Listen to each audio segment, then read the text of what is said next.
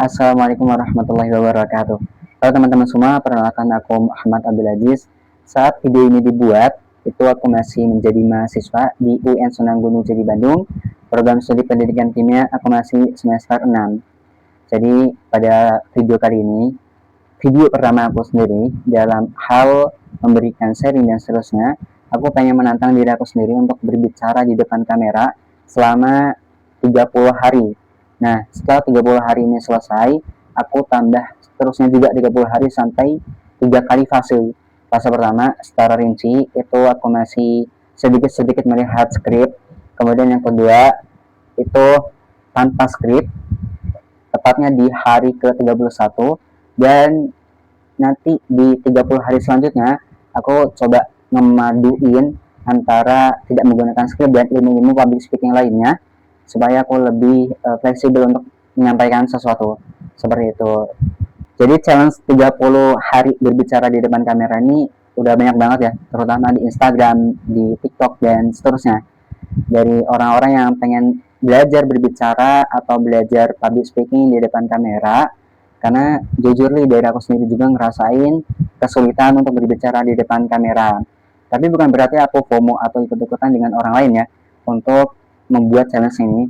Challenge ini dilatar belakangi dengan adanya ya kesulitan aku sendiri dalam berbicara dengan artikulasi setiap huruf yang sulit dan juga ngestrukturin dari kalimat perkataan juga yang sulit, dan aku sekaligus pengen nerapin ilmu-ilmu public speaking yang udah aku pelajarin di selama training dan juga sertifikasi public speaking kemarin.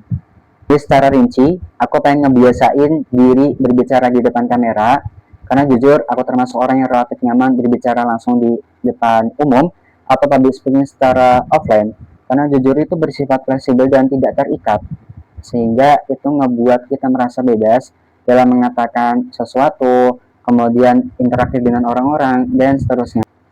Nah, awalnya memang aku suka menjadi public speaker yang secara offline ya, dan coba aku lakuin nih untuk berpindah dari secara offline ke secara online. Dan itu memang sulit banget, rasanya tuh beda banget, ada canggung, kaku, dan juga sering overthinking. Lewat challenge ini aku mau melatih konsistensi berbicara yang udah aku sebutin di awal. Kemudian yang kedua itu menerapkan ilmu public speaking yang udah aku pelajarin, sekaligus berbagi insight dan pengalaman yang mungkin bermanfaat bagi teman-teman semua. Jadi pada video yang aku buat satu hari ini sampai 30 hari seterusnya dan seterusnya lagi, itu tidak hanya untuk melatih diri aku sendiri aja, tetapi juga untuk memberikan insight, pengalaman, ilmu yang aku dapat selama perkuliahan, di kelas-kelas, dan juga dari pengalaman aku sendiri untuk teman-teman semua sebagai pelajaran pastinya. Nah, kenapa sih kita tuh sulit banget untuk berbicara di depan kamera? Sebenarnya ada beberapa faktor yang itu udah aku tulis di journaling aku sendiri, yang mungkin dirasakan juga sama teman-teman kita yang ngelakuin challenge ini. Yang pertama itu, kalau berbicara di depan kamera, kita tuh sering banget terpaku pada skrip dan juga struktur. Ya, tidak berbicara di depan kamera juga, tapi berbicara secara offline, juga kita sering kali terpaku pada skrip dan juga terpaku pada struktur. Nah, sehingga itu ngebuat kita sulit nih, apalagi yang di depan kamera, dan apalagi untuk misalkan ada tugas yang tidak boleh kita tuh melihat skrip secara langsung, itu jujur kesulitan banget. Makanya voice over itu sebagai solusinya gitu. Kita ingin sempurna, meruntut sesuai rencana, akhirnya malah jadi kaku dan kehilangan sisi natural dalam berbicara. Apalagi kalau kita misalkan ngeliat skrip seterusnya semuanya, dan kebanyakan ngeliat skrip, itu ngelihat itu ngejadiin omongan atau public speaking kita itu menjadi kaku, nggak bersifat emosional gitu. Kemudian yang kedua itu, kita seringkali berlomba dengan durasi. Tidak dapat dipungkirin karena di video itu berkaitan sama durasi, sama waktu, sehingga kita takut merasa video ini kepanjangan, kependekan, atau tidak sesuai dengan standar konten, sampai akhirnya kita tuh merasa overthinking, oh kayaknya ini kurang sempurna deh, dan seterusnya. Kemudian yang ketiga itu, yang paling sering dirasain sama kebanyakan orang, yaitu malu, deg-degan, dan juga belum layak. Terus kalau misalkan untuk berbicara di depan kameranya itu terus dipublikasi di Instagram, di TikTok, atau di YouTube, itu nggak dapat dipungkirin ya, pasti ada rasa malu dan deg-degan. Tapi jujur nih, itu hal yang wajar kok, hal yang dapat dimaklumi, karena dari aku sendiri sebagai seorang public speaker pemula itu sering banget aku temuin deg-degan, malu dan seterusnya. Namun ketika aku udah punya jam terbang, ketika aku udah terbiasa untuk berbicara secara offline, itu bukan menjadi sesuatu yang masalah banget, tetapi sebagai tantangan bagi diri aku sendiri supaya bisa memanajemen dan lebih menstrukturin lagi gitu. Terlebih kalau teman-teman amatin ya, dalam aku berbicara nih, aku bicara tuh cepet banget, dan maka dari itu adanya video ini nih, aku pengen ngebuat bicara aku tuh nggak cepet banget. Dan yang terakhir, ini juga sering dialamin orang banyak, termasuk diri aku sendiri, yaitu adanya persepsi bahwa diri kita ini belum layak untuk menjadi public speaker, belum ahli di bidang public speaking, belum pandai di ilmu-ilmu tertentu yang kita tuh perlu untuk menyampaikannya kepada orang lain, begitu. Mungkin itu dipengaruhi juga sama, ya berkaitan sama sisi psikologinya teman-teman, bagi orang-orang yang dulunya ketika kecil diasuh dengan kedua orang tuanya, dididik dengan kepemimpinan orang tua yang bersifat otoriter banget gitu. Sampai akhirnya dari pola asuh yang diberikan itu ngebuat mental yang sedikit egois, mental yang sedikit tidak percaya diri dengan dirinya sendiri ya, sampai akhirnya buat ngadepin lingkungan di luar itu sulit banget.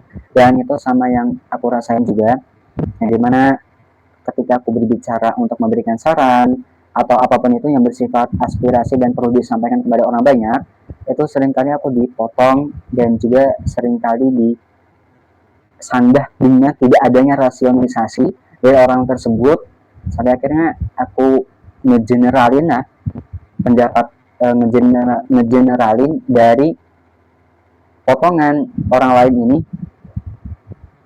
Aku nih kayaknya nggak perlu ngomong deh, ngapain aku ngomong kalau ujung-ujungnya aku nggak dihargain sama orang lain.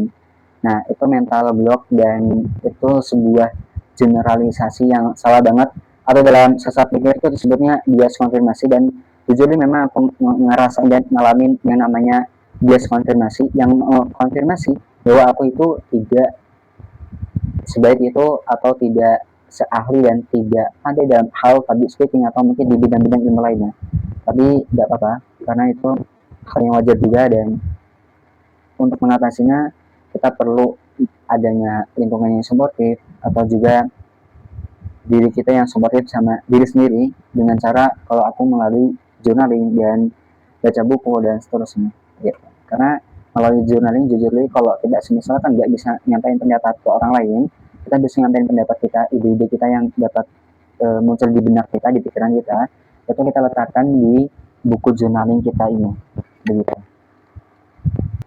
Aku juga pengen sedikit sharing ilmu teman-teman. Mungkin sebagian teman-teman udah tahu ya terkait multiple intelligence teori menurut Howard Gardner dalam psikologi, yang mengatakan kecerdasan itu ada 8 sampai 9 ya.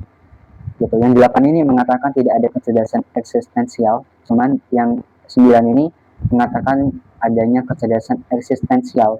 Nah, aku tuh lebih condong ke kecerdasan interpersonal dan juga intrapersonal, serta ada satu kecerdasan yang itu menjadikan aku sebagai seseorang yang suka banget sama sains, yaitu logika matematika gitu. Nah, dua kecerdasan yang pertama yang aku sebutin ada interpersonal dan juga interpersonal, itu nunjukin bahwa aku ini seseorang yang aware, peduli, empati, dan ya empati kepada diri sendiri dan juga kepada orang lain. Maka dari itu mengekspek atau mendalami banget di bidang public speaking dan juga kepenulisan. Aku sering ngomong kayak gini, kemudian aku sering nulis. Itu sebagai perwujudan bahwa aku ini memiliki kecerdasan interpersonal dan intrapersonal, salah satu anugerah besar dari Allah Subhanahu wa taala, alhamdulillah. Dan dari kecerdasan ini aku pengen ngejadiin ini sebagai dasar ya, yang mungkin nanti aku pengen jadi sebagai guru, dosen, researcher, atau seorang motivator, trainer, dan juga fasilitator yang itu expert di bidang pendidikan atau edukasi dan career development seperti itu. Bahkan memang sebelum aku masuk pendidikan kimia itu aku ada angan-angan untuk menjadi seorang psikologi, Ya karena mindset yang minder, kebanyakan yang daftar dari psikologi sampai akhirnya aku mutusin buat daftar di pendidikan kimia seperti itu. Jadi ada pun kesimpulan atau value yang kita dapat di video ini bagi teman-teman semua, nggak perlu takut kalaupun teman-teman semua merasa dihujat, dibully, atau dikata-katai, bahkan diputus omongannya dengan orang lain, nggak apa-apa, jangan jadi masalah, itu hal yang wajar dan maklum aja. Kita nggak perlu sampai menjadikan itu sebagai konfirmasi bahwa diri kita itu memang buruk, diri kita nggak pantas, diri kita belum bisa, dan seterusnya. Kita dalam tahap belajar dan nggak perlu memasuki apa yang menjadi konfirmasi orang lain terhadap kita, karena orang lain nggak ngalamin apa yang kita rasain, begitu juga kita nggak ngerasain apa yang dirasain orang lain. Itu ada namanya stoicism, yang itu tuh aku suka banget sama dikotomi kendali, yang dimana kita punya kendali nih atas diri kita sendiri dan semua hal yang menjadi kendali kita, dan orang lain punya kendali mereka. Dan ada satu statement yang aku suka dari buku The Psychology of Emotion dari Profesor David J. Lieberman yang mengatakan kita nggak perlu memanajemen kemarahan kita kalau orang lain tuh dapat memanajemen kebodohannya sendiri, seperti itu teman-teman. Jadi jangan terpaku atau mengalami bias konfirmasi atau mengkonfirmasi diri kita ini buruk ya. Jadi kita sama-sama belajar di sini. Di day pertama ini aku pengen ngajak juga kepada teman-teman semua untuk sama-sama belajar di bidangnya masing-masing. Termasuk aku di sini dalam hal public speaking. Seperti itu. Mungkin itu aja yang dapat aku sampaikan. Semoga apa yang aku sampaikan itu menjadi insight dan kebahagiaan buat teman-teman semua. Gitu. Salam semangat. Ini itu aja yang dapat aku sampaikan. Wassalamualaikum warahmatullahi wabarakatuh. Dadah.